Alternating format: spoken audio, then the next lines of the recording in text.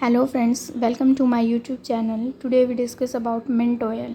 जैसा कि हमने लास्ट सेशन में पढ़ा था पिपरमिंट के बारे में, आज हम उसके ऑयल के बारे में डिस्कशन करेंगे।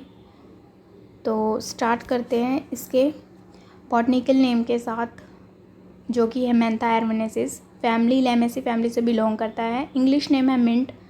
इंडियन नेम हर लैंग्वेज में अलग अलग तरीके से बोले जाते हैं। जैसे कि संस्कृत में हम इसको पुदीना या फिर पुटिया बोल सकते हैं। हिंदी में पुदीना, तमिल में पुटीना, तेलुगु में पोदीना।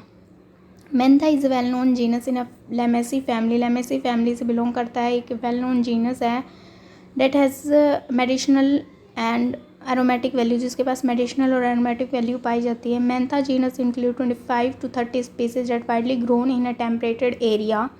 जो मेंथा जीनस है, इसके पास 25 से 30 स्पीसीज पाई जाती है, जो कि वाइडली ग्रोन करवाई जाती है एक टेम्परेटेड एरिया में अराउंड द वर्ल्ड, पूरे संसार के चारों तरफ। पार्टिकुलरली इन जैसे कि देखा जाए कोई पर्टिकुलर एरिया हो गया, जैसे कि या फिर पूरे वर्ल्ड में कहाँ कहाँ उगाई जाती हैं, तो जैसे कि यूरोप हो गया, नॉर्थ अमेरिका हो गया, नॉर्थन पार्ट में इफ्रान में, near east. But now days अब क्या होने लग गया है, it is cultivated throughout the all region of the world. आज ये पूरे वर्ल्ड के हर एक रीजन में उगाई जा रही है, हर एक क्षेत्र में उगाई जा रही है। अब हम थोड़ा इसका डिस्क्रिप्शन देख लेते हैं कि ये कैसी दिखती है, इसका फ्लावर कैसे होता है। तो mint is a perennial ascending herb growing about 60 to 80 centimetre in height and under favourable condition में attain a height up to 100 centimetre. इसमें क्या बताया गया है, जो मिंट है ना, सबसे पहले तो वो एक क्या है, पेरिनियल हर्ब है, जो कि बोले हम कि 12 मासाई प्लांट है। हम इसको पूरे साल में कभी भी ग्रो करवा सकते हैं। इसकी जो हाइट होती है वो 60 से 80 सेंटीमीटर होती है। इसकी हाइट अगर हम माने सबसे ज़्यादा कितनी होती है, वो तो 100 सेंटीमीटर भी हो सकती है। अंडर फेवरेबल कंडीशन में इसको ग्रो करवाना चाहिए। It is propagated mainly by stolons. Stolons के द्वारा इसका प्रोपेगेट किया जाता है। The leaves are in opposite pair. जो लीव्स होती हैं वो अपोजिट पेयर में मिलती है, मतलब आमने सामने नहीं होती। इसकी पत्तियाँ अपोजिट में पाई जाती है, एक ऊपर एक नीचे। सिंपल लीव्स होती हैं, 2 से 6.5 सेंटीमीटर लॉन्ग होती हैं एंड 1 से 2 सेंटीमीटर ब्रॉड होती है और हेयरी लाइक होती हैं। The leaf lamina varies 5 to 15 centimeter. The leaf surface mainly lower side is covered with a dense hair growth of glandular trichomes. इसमें क्या बताया गया है, जो लीफ लैमिना है वो 5 से 15 सेंटीमीटर तक का होता है और जो लीफ सरफेस होता है उसका जो लोअर साइड होता है, नीचे का पार्ट होता है, वो कवर रहता है किससे, हेयरी ग्रोथ से, जो कि बहुत डेंस पाई जाती है, मतलब गहरी हेयर लाइक स्ट्रक्चर पाई जाती है। Flower are born in axillary and terminal verticillars, abundant in number and purplish in color. इसमें क्या बताया गया है कि जो फ्लावर है वो एक्सिलरी पोजीशन में पाया जाता है, टर्मिनल पोजीशन में पाया जाता है और बहुत सारे नंबरों में पाया जाता है और पर्पल कलर में पाया जाता है। Size of flower are small. Size होता है वो फ्लावर का वो स्मॉल होता है and it does not produce seed. ये जो मिंट ऑयल का जो प्लांट है ये क्या करता है, सीड्स को प्रोड्यूस नहीं करता, ये प्रोपोगेशन ही करवाता है, जिसकी वजह से क्या होता है, हमें ऑयल मिल जाता है। अब हम देखें, यहाँ पे वैरायटीज़ बताई गई हैं मिंट की, जैसे कि जापानीज़, पिपरमिंट, स्पेयरमिंट, बेरेगोमोट। तो हम सबसे पहले पढ़ते हैं जापानीज़ मिंट। यह है मैंथा एरवेनेसिस, जिसके बारे में हम पढ़ रहे हैं। So Japanese mint is a downy perennial herb spreading by root stock. इसमें क्या बताया गया है कि जो जापानीज़ मिंट है, जो ये मिंट है वो पेरिनियल हर्ब है, स्प्रेड होती है, किससे फैलती है, रूट स्टॉक से, which creep along the ground और just under the surface and the roots at nodes. इसमें ये बताया गया है कि जो रूट स्टॉक फैलती है वो या तो ग्राउंड के सतह पे रहती है या फिर अंडर द सरफेस पाई जाती है, जहाँ पे रूट्स होती हैं उसके पास पास। दे हैव रिजिड ब्रांचेज पाई जाती हैं, जो कि 6 से 60 सेंटीमीटर टॉल होती हैं। Leaves are lanceolated. जो लीव्स होते हैं वो लैंसोलेटेड होते हैं, टू बिलोंग करते हैं ऑब्लिक 3.27 to 10 सेंटीमीटर लॉन्ग होती हैं, शार्पली टूथेड होते हैं, हेयरी लाइक स्ट्रक्चर पाई जाती है लीव्स पे। जो फ्लावर्स होते हैं वो अरेंज रहते हैं साइम्स में, विच आर यूजुअली सेसाइल, जो कि सेसाइल में पाए जाते हैं और पेंडिकुलेट भी पाए जाते हैं। Flower are purplish and minute, जैसे कि बताया कि जो फ्लावर का कलर है वो पर्पल कलर पाया जाता है और जो साइज़ होता है वो स्मॉल होता है। अब जापानीज़ मिंट में भी कुछ वैराइटीज़ हैं लाइक सिवालिक, कोसी, गोमती। नेक्स्ट है हमारे पास पेपरमिंट। पेपरमिंट हमने लास्ट सेशन में पढ़ा ही था, तो इसमें थोड़ा सा डिस्कशन है। So it spread by system of a branching. सबसे पहले ये ब्रांच से स्प्रेड होता है। वो जो जापानीज़ था वो रूट स्टॉक से स्प्रेड हो रहा था, लेकिन ये ब्रांच से स्प्रेड होता है। Underground root stock and grow height 45 to 90 centimetre. इसमें क्या बताया गया है कि या तो ये अंडरग्राउंड रूट स्टॉक बनाएगा और ग्रो करेगा 45 से 90 सेंटीमीटर। स्क्वायर होती हैं इसकी ब्रांचिंग, जो स्टेम होती है वो डार्क ग्रीन कलर में पाई जाती हैं। डार्क ग्रीन से पर्पल कलर, डीप पर्पल, एक दूसरे के अपोजिट पाई जाती हैं इसकी लीव्स।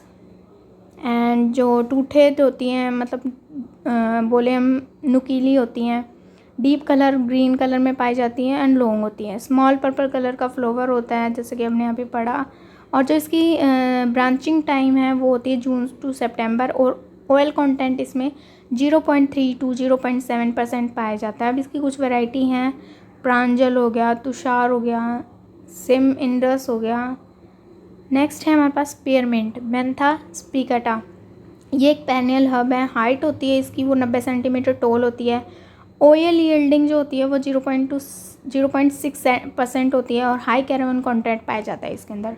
नेक्स्ट है बेरागोमोट मिंट, मतलब मेंथा सिट्रेटा। मेंथा सिट्रेटा ब्रांचिंग पाई जाती है। पेनियल हर्ब है, 60 सेंटीमीटर टॉल होती है। ऑयल कंटेंट इसमें 0.4 to 0.5% पाया जाता है। Oil emits lemon like smell, लेकिन जो इसमें से ऑयल इमिट होता है, बाहर निकलता है, वो उसकी जो स्मेल होती है वो लेमन जैसी होती है, लेमन, नींबू के जैसी। अब हम इसका प्रोपोगेशन देख लेते हैं कि कैसे होता है, क्या टाइमिंग है। Mint can be propagated vegetatively through stolons and runners. जो मिंट है हम उसको प्रोपोगेट करवा सकते हैं वेजिटेटिवली, किसके द्वारा? स्टोलन्स के द्वारा भी और रनर्स के द्वारा भी। In case of peppermint and bergamot mint, लेकिन पेपरमिंट और बेरागोमोट जो मिंट है उनके केस में क्या होता है कि समटाइम रनर्स आर प्लांटेड। हम रनर्स को क्या करते हैं? प्लांटेड कर देते हैं। ऑन एन एवरेज पे देखें तो हमें अबाउट 400 किलोग्राम स्टोलन्स रिक्वायर्ड होती हैं फॉर प्लांटिंग 1 एकड़ ऑफ लैंड। मतलब 1 एकड़ के लिए हमें 400 किलोग्राम स्टोलन्स की रिक्वायर्ड होती है। द बेस्ट टाइमिंग जो स्टोलन्स को ऑब्टेन करने का है मंथ में, वो है दिसंबर टू जनवरी का।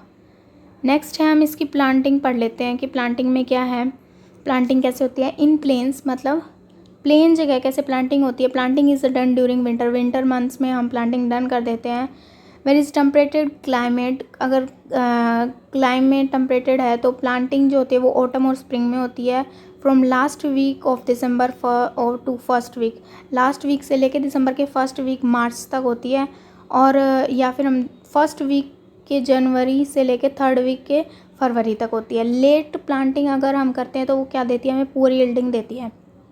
मिंट्स रिक्वायर्ड थ्रोलिंग प्लग्ड, मिंट्स क्या करती हैं, जैसे जैसे वो ग्रो होती रहेंगी उनको प्लग करते रहना है, ताकि क्या होता है कि जो फाइन सोयल होती है ना वो सही रहती है, जो सोयल है वो सही रहती है। Stolons are cut into small pieces and planted distance, stolons है उनको कट किया जाता है छोटे छोटे पीसेस में और उनको प्लांटेड किया जाता है 40 से 60 सेंटीमीटर डिस्टेंस में एक रो में।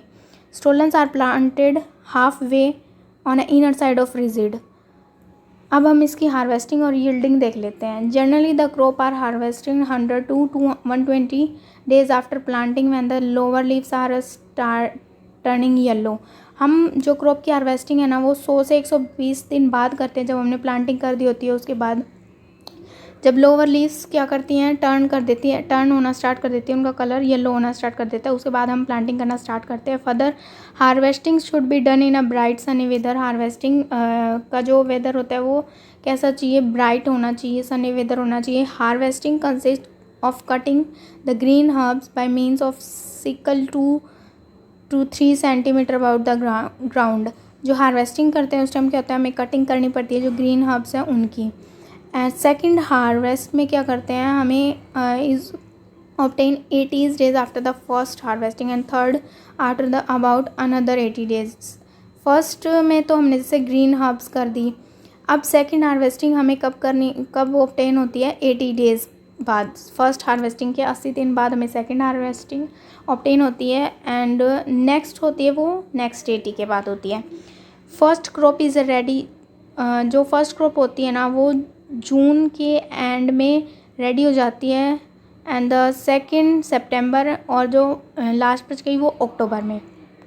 The fresh yield from the 3 cutting is 20 to 35 hectares. जो एवरेज फ्रेश यील्ड हम कटिंग करते हैं, 3 कटिंग करते हैं, वो 25 हेक्टेयर 20 से 25 एकड़ में होती है। और जो एसेंशियल ऑयल यील्ड कितना होता है वो 125 से 250 किलोग्राम एकड़ पाया जाता है। सो अब हम इसके यूज़ देख लेते हैं, इसके यूज़ क्या क्या हैं। एडिबल तरीके से हम इसका यूज़ कर सकते हैं, मेडिसिनल पर्पस होते हैं और अदर यूजेस होते हैं। एडिबल मतलब हम इनको लीव्स को रो कच्चा भी खा सकते हैं और कुक करके भी खा सकते हैं। स्ट्रॉन्ग मिंट फ्लेवर देता है, ये बिटरनेस टेस्ट होता है, खट्टा खट्टा टेस्ट होता है। इसका सलाद या फिर हम जो बनाते हैं फूड उसमें भी यूज़ कर सकते हैं। इसकी टी बनती है, herbal tea is made from fresh leave और ड्राइड लीव। जिसका ऑयल होता है, एसेंशियल ऑयल होता है, वो यूज़ किया जाता है फ्लेवरिंग के लिए स्वीट्स में या फिर बेवरेजेस में। लीफ जो कंटेन करती है वो 0.2% एसेंशियल ऑयल को कंटेन करती है। मेडिसिनल यूज़ हैं, इसको डोमेस्टिक हर्बल रेमेडी की तरह यूज़ किया जाता है। एंटीसेप्टिक प्रॉपर्टीज़ पाई जाती हैं इसके अंदर। बेनिफिशियल इफ़ेक्ट होता है डाइजेशन पे इसका। एंड ये बेस्ट नहीं होता, मतलब not best use pregnant women's होती हैं उनके लिए अच्छा नहीं होता, बिकॉज एक ज़्यादा डोसेस क्या हो जाती हैं, अबॉर्शन कॉज कर देती है। जो पूरा प्लांट है वो क्या होता है, एंटीसेप्टिक होता है, एरोमेटिक होता है, कैरिमिनेटिव होता है, स्टिमुलेंट होता है। T made from the leaf, जो इसके प्लांट की लीफ से जो टी बनती है वो ट्रेडिशनली होती है और उसको यूज किया जाता है फीवर हेडेक को ट्रीटमेंट करने के लिए। जो एसेंशियल ऑयल पाया जाता है लीव्स के अंदर वो एंटीसेप्टिक होता है, though it toxic in a large dosage, जो कि लार्ज डोसेज में लिया जाता है। लीव्स होती हैं जो वो क्लासिकल रेमेडी होती है, उसके पास स्टमक कैंसर जो होता है उसको हेल्प करती हैं ठीक करने में। एंड जो लीव्स होती हैं वो हार्वेस्ट की जाती हैं, जिसकी वजह से जो प्लांट आता है उसके अंदर फ्लावरिंग हो जाती है एंड फिर वो सूख जाता है, फिर उसका लेटर यूज़ किया जा सकता है। कुछ अदर यूजेस हैं, लाइक इसका हम यूज़ कर सकते हैं इंसेक्ट रिपेलेंट, मतलब इंसेक्ट को भगाने के लिए। Therefore plant is used home as a strewing herbs की तरह भी यूज़ किया जा सकता है इसका।